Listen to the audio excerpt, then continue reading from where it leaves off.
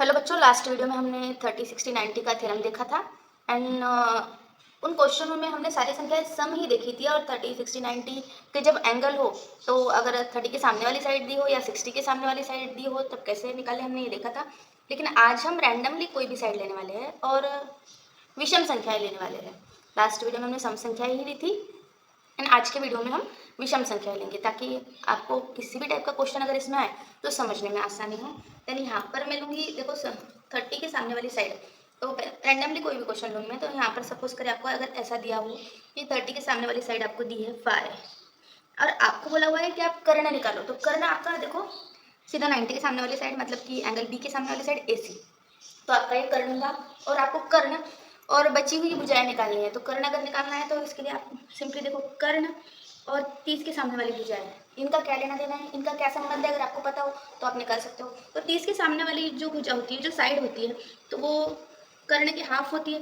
तो आप इसको सिंपली पहले लिख लो कि कर्ण के हाफ होती है, मतलब कि यहाँ पर 30 के सामने वाली साइड BC हाफ होंगी आपकी हाइपोटेनस यानी कि कर्ण के AC की।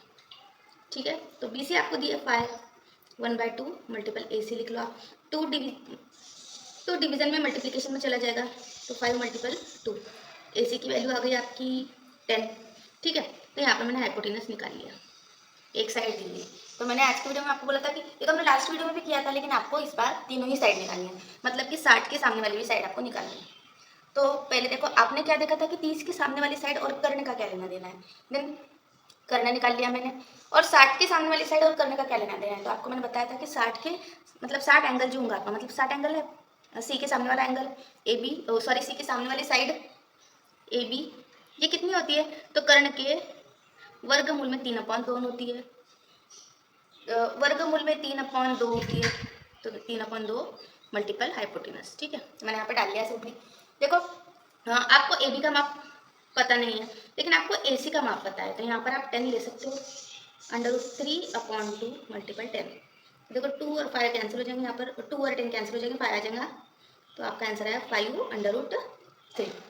तो AB की वैल्यू आ गई आपकी 5√3। देखो मैंने ट्रायंगल में भी तीनों साइड के माप लिख लिए है ना। ऐसे देखो एक साइड का माप, अभी यहाँ पर मैंने 30 के सामने वाली साइड का माप दिया हुआ है, तब निकाले। अभी हाइपोटेनस का माप दिया हुआ है, देन बाकी दो साइडों के माप निकालेंगे आप। पहले मैंने 30 के साइड के सामने वाली साइड, देन हाइपोटेनस, और उसके बाद में हम 60 के सामने वाली साइड का रैंडमली माप डालेंगे और बाकी के माप निकालेंगे। ठीक है, तो हाइपोटेनस सपोज करें आपका 12 है और आपको बाकी की साइड निकालना है। तो पहले देखो कोई भी आप पहले निकाल सकते हो, 30 के सामने वाली निकाल सकते हो या 60 के सामने वाली साइड निकाल सकते हो। तो 30 के सामने वाली साइड और हाइपोटेनस का क्या लेना देना है, तो 30 के सामने वाली साइड कौन सी है, QR, ये हाफ होती है हाइपोटेनस की। ठीक है, मैंने ऑलरेडी बताया हुआ था कि हाइपोटेनस की हाफ होती है। तो हाइपोटेनस कौन सा है आपका, हाइपोटेनस मतलब कर्ण कौन सा है आपका, PR। ठीक है, इसके हाफ होती है, तो लिखा मैंने देखो हाफ, हाफ हाइपोटेनस और 30 के सामने वाली साइड। ठीक है, तो माप आपका दिया हुआ है हाइपोटेनस का, मैं डाल लूँगी यहाँ पर 1/2 मल्टीपल 12, तो 2 और 12 कैंसिल हो जाएगा, यहाँ पर 6 आ जाएगा, 2 6 12।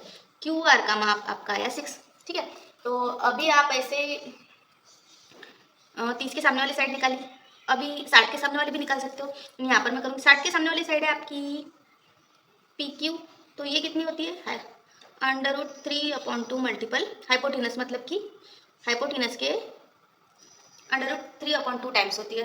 देखो मैंने डाला हाइपोटेनस, देखो आपको 30 के सामने वाली और 60 के सामने वाली दोनों ही में हाइपोटेनस का रेशियो लेना है। तो PQ आपको मेजरमेंट PQ का नहीं पता है, √3/2 हाइपोटेनस आपको पता है 12, तो 2 और 12 कैंसिल हो गया, यहाँ पर 6 √3। ठीक है, यहाँ पर मैं डायग्राम में भी माप लिख लूँगी, ये आया 6 एंड ये आया 6√3। ये कल हमने शॉर्ट में भी देखा था कि अगर ये 12 हो तो ये उसके हाफ 6 और ये 6√3। अभी थर्ड क्वेश्चन देखो मैंने थोड़ा अलग बनाया। थर्ड क्वेश्चन में मैंने क्या किया कि 60 के सामने वाली साइड, ठीक है, तो 60 के सामने वाली साइड आपकी सपोज करें 10 है।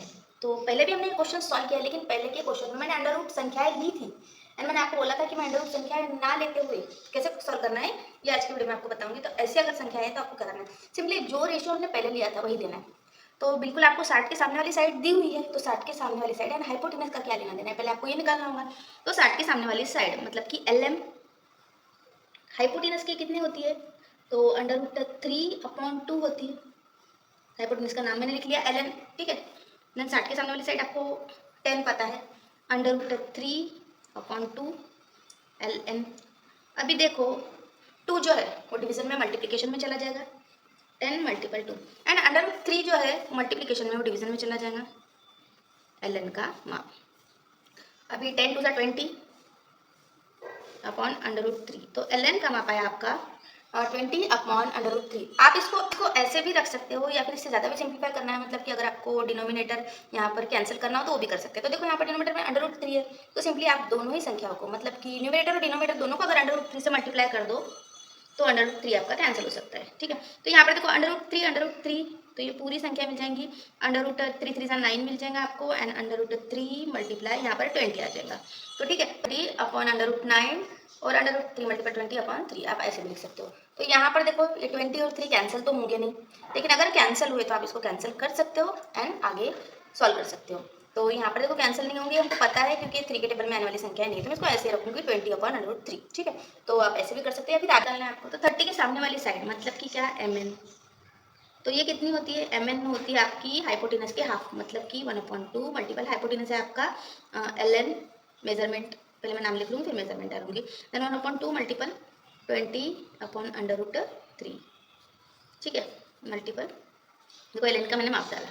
यहाँ पे देखो 2 और 20 कैंसिल होंगे, यहाँ पे 10 आ जाएगा, तो 10/√3, ये इसका आंसर आया 10/√3। देखो तीनों ही माप निकाल लिए मैंने।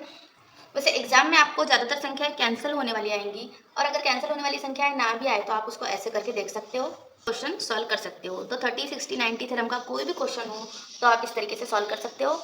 ये समझने में भले ही आपको ज़्यादा टाइम टेकिंग लगता हो, लेकिन अगर इसको आप सॉल्व करके देखो तो आप बहुत ही कम टाइम में सॉल्व कर सकते हो, एंड अलग अलग तरीके से इसको मैंने सॉल्व करके बताया।